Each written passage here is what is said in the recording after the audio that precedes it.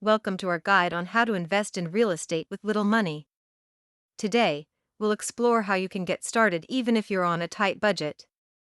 First, let's understand the different types of real estate investments available.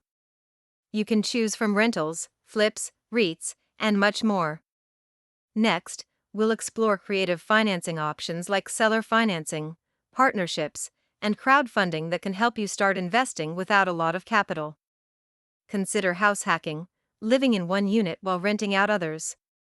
This can significantly reduce your living expenses.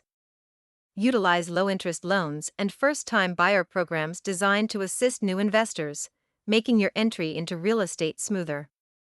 Finding distressed properties can lead to incredible deals. Let's discuss how to identify these hidden gems below market value.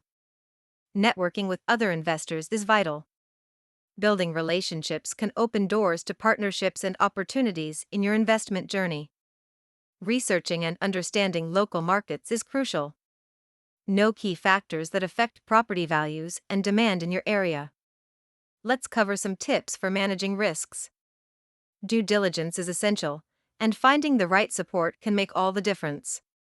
In conclusion, taking the first steps towards real estate investment can be done with confidence, even with little money.